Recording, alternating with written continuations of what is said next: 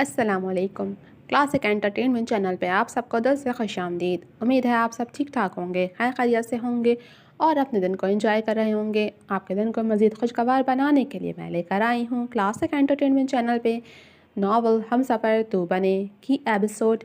लेकिन नावल के एपिसोड की तरफ बढ़ने से पहले मेरी आपसे एक रिक्वेस्ट है कि अगर आप हमारे चैनल पे नए हैं और आपने अभी तक हमारे चैनल को सब्सक्राइब करके बेल आइकन को प्रेस नहीं किया तो जल्दी से ये दोनों काम कर दीजिए ताकि हमारे चैनल पे आने वाले ऐसे ही नॉवेल्स की वीडियोस के नोटिफिकेशंस आप तक बर वक्त पहुँच सकें। और हाँ, लाइक और शेयर करना मत भूलिएगा। तो चले मैं मज़ीद वक्त ज़ाया नहीं करती और शुरू करती हूँ नावल हम सफ़र तू बने एपिसोड 3।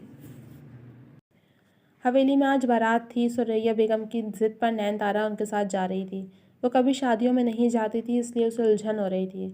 उसने सुरैया बेगम का दिया जामुनी रंग का हल्के काम वाला सूट पहना था। मेकअप के नाम पर काजल और लिपस्टिक लगाए वो जाने को तैयार थी। इतनी सादगी में भी उसका हुस्न अलग ही था कि शादी में आई हर औरत की नज़र उस पर ज़रूर ठहरी थी और उन्हें नज़रों से घबराते वो सुरैया बेगम के पीछे जा छुपी थी। अक्सर ने बहुत गौर से उसका यह अंदाज़ नोट किया और फिर मुस्कुराई। उसे बिल्कुल ऐसे ही तो लड़की चाहिए थी खतीब के लिए। अम्मा बेगम, ये लड़की कैसी रहेगी हमारे खतीब के लिए? अक्सर के इशारे पर कुलसुम बेगम ने नैनतारा को देखा तो चेहरे पर मुस्कुराहट आई। बहुत अच्छी रहेगी, लेकिन बेटा खतीब तो माना नहीं अभी। वो लम्हे में मायूस हो गई। पिछले 3 दिन से अक्सर ने अपना कमरा अलग किया हुआ था। वो खतीब से बात कर रही थी और ना उसने कोशिश की, मगर वो साफ इनकार कर गई। उसकी एक ही ज़िद थी कि खतीब उसकी बात माने, जो वो बिल्कुल भी नहीं मान सकता था। आप मायूस नहीं हो अम्मा बेगम, मैं हूँ ना। जब मैंने कहा है खतीब मान जाएंगे तो समझे मान जाएंगे, और नैनतारा के घर वाले भी मान जाएंगे, आप बेफिक्र रहें। उसने उन्हें तसल्ली दी और ख़ुद नैनतारा के पास आकर बैठ गई। उससे हल्के फुल्के अंदाज में बात करते वो जानना चाहती थी कि वो उसके काम के लिए ठीक है भी या नहीं। और नतीजा यही निकला था कि वो वाकई अच्छी थी। अक्सर ने सोच लिया था खतीब के लिए नैनतारा जैसी डरपोक लड़की ही ठीक रहेगी।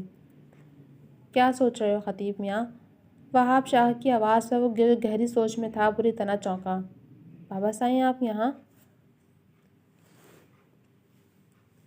वो कल रात से डेरे पर था। बारात के बाद वो फ़ौरन यहाँ आ गया था। अक्सर का रवैया उसे तकलीफ़ दे रहा था। तुम कल से यहाँ हो, घर क्यों नहीं आए? बाबा बस थक गया था तो यहीं सो गया। उसने उनसे नज़र चुराई। बाप हूँ तुम्हारा, मैं बहुत अच्छे से जानता हूँ किस बात ने तुम्हें परेशान किया हुआ है। मैं क्या करूँ बाबा, वो न जाने क्यों इतनी ज़िद पर अड़ गई है। वह बेबसी से गोया हुआ। उसकी बात मान लो खतीब। बाबा, आप भी ये कह रहे हैं? उसे बुरा लगा था। जानता हूँ मेरी बात तुम्हें बुरी लग रही है, मगर मेरे बच्चे ये वक्त जज्बाती होने का नहीं। जब तुम्हारी माँ ने बताया मुझे तो मैं भी मना करना चाहता था, लेकिन फिर तुम्हारी माँ की खुशी देख मैं कुछ न कह सका। खतीब औलाद एक बहुत बड़ी नेमत है, हर जोड़े को उसकी ख्वाहिश होती है। मैंने अक्सर को देखा है, वो एक ज़िद्दी लड़की है। तुमने उसे पसंद किया, मैं चुप रहा। लेकिन बेटा इस बात को मानो कि आगे चलकर अक्सर के साथ तुम्हारी ज़िंदगी मुश्किल हो सकती है। औलाद की चाह उसे तुमसे दूर ना कर दे। बेहतर यही है कि तुम शादी करो ताकि वो खुद को कसूरवार ना समझे। वो उसे बहुत नरमी से समझा रहे थे। मेरी शादी करने से वो ठीक हो जाएगी? बिल्कुल। अब तुम सोचो और फैसला करो, कोई ज़बरदस्ती नहीं है। मैंने समझाया, बस इसे याद रखना। अब आ जाओ घर, नई दुल्हन से मिलो। तुम्हारा भाई खफा हो रहा था। उसके कंधे पर हाथ रखते वो उससे कम लफ्ज़ों में बहुत कुछ समझा गए थे। उनके साथ ही वो वापस हवेली आया। सबसे पहले वो तैमूर और उसकी दुल्हन आसिया से मिला था। इसके बाद वो रूम में आया तो अक्सर को बैठे पाया। उसके कमरे में दाखिल होते ही वो फ़ौरन से अपनी जगह से उठकर बाहर जाने लगे। जब खतीब शाह उसके सामने आया। मैं तुम्हारी बात मानने के लिए तैयार हूँ। क्या मतलब? अक्सर का दिल तेज़ी से धड़का था। तुम चाहते हो ना मैं दूसरी शादी कर लूँ? तो ठीक है, मैं राज़ी हूँ शादी के लिए। उसे कहते वो अपने कपड़े लेता वॉशरूम में बंद हो गया, जबकि अक्सर को तो यकीन ही नहीं हो रहा था। फाइनली वो जीत गई थी। खुशी से चहकते वो फ़ौरन से अम्मा बेगम के पास आई और उन्हें खुशखबरी सुनाई थी। बस अम्मा बेगम, हम मज़ीद इंतज़ार नहीं करेंगे, जल्दी से नैनतारा के घर जाकर रिश्ता मांगते हैं। हाँ, हम शाम में ही चलेंगे। वो दोनों ही पुरजोश थीं। अब बस उन्हें शाम होने का इंतज़ार था। आंगन में बैठे वो सुकून से ठंडी हवा के मज़े ले रही थी। वो कुछ देर पहले अपना आखिरी पेपर देकर आई थी। खुशी उसके चेहरे से आया थी। अंदर सुरैया बेगम उसकी पसंद के आलू के पराठे बना रही थीं। अज़मत अली वज़ू कर रहे थे। अपनी जगह से उठकर वो अंदर बढ़ी कि अचानक उसे लगा कोई गिरा हो। भागकर वो ज़मीन वापस आंगन में आई तो सामने अज़मत अली ज़मीन पर गिरे हुए थे। बाबा, बाबा क्या हुआ है आपको बाबा?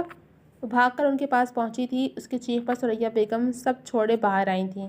عصمت علی کے سر سے خون نکل رہا تھا۔ کیا ہوا انہیں؟ اقصیٰ اور ثریا بیگم اسی وقت گھر میں داخل ہوئے تھے۔ نین تارا کی چیخ پر اقصیٰ فوراً سے آگے آئی۔ میں ڈرائیور کو بلاتی ہوں، آپ لوگ رکیں۔ اقصیٰ فوراً سے ڈرائیور کو بلا لائی۔ عصمت علی کو فوراً ہسپتال لے جایا گیا تھا، انہیں ہارٹ اٹیک ہوا تھا۔ یہ خبر ان ماں بیٹی پر بجلی بن کر گری تھی۔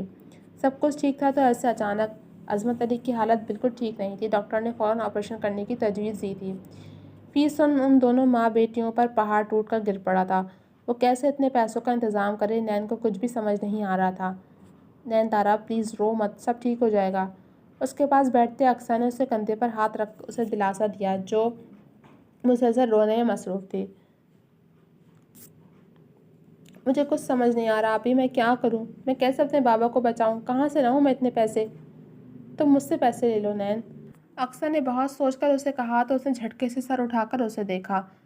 نہیں، میں آپ سے نہیں لے سکتی، میں واپس نہیں کر پاؤں گی۔ مت کرنا واپس، بلکہ پیسے کے بدلے تم میرا ایک کام کرنا۔ وہ اس لمحے میں دماغی کھیل کھیل رہی تھی۔ کیا کام؟ وہ میں بعد میں بتاؤں گی، فی الحال تم اپنے بابا کا سوچو بس، ان کا علاج ہو جائے گا، وہ ٹھیک ہو جائیں گے۔ آپ جو کہیں گی میں کروں گی، پلیز میرے بابا کو کچھ نہیں ہونا چاہیے۔ وہ سسک اٹھی تھی، اس کے پاس تھا ہی کیا سوائے اپنی فیملی کے، وہ بھی چھن جاتی تو کیا کرتی وہ۔ اقصیٰ نے خطیب سے کہہ کر عصمت علی کے علاج کے لیے پیسے منگوائے تھے۔ بل پے ہو چکا تھا، اندر عصمت علی کا آپریشن چل رہا تھا۔ اسپتال کے کوریڈور میں ننگے پیر کھڑی وہ مسلسل اپنے باپ کی صحت یابی کی دعائیں مانگ رہی تھی۔ طویل انتظار کے بعد ڈاکٹر باہر آئے تھے۔ آپریشن ہو چکا تھا لیکن عصمت علی بے ہوش تھے۔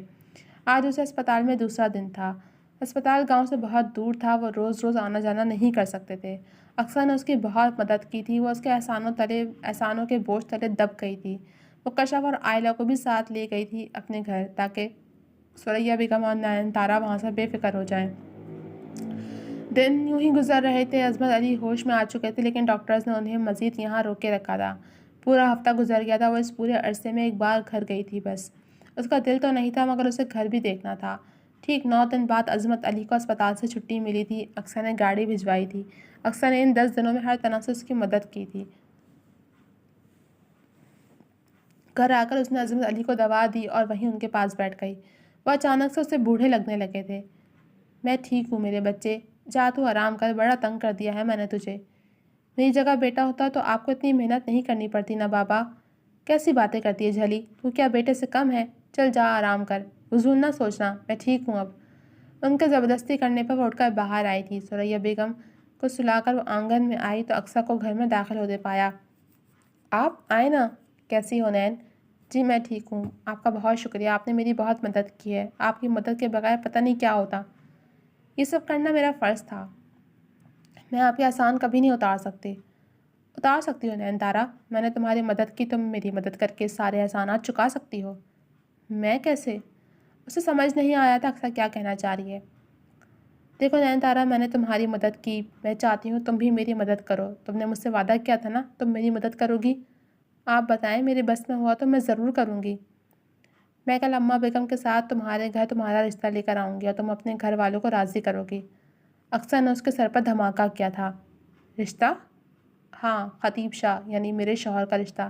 میں چاہتی ہوں ان کی بھی اولاد ہو، اور یہ خواہش میں ان کی پوری نہیں کر سکی۔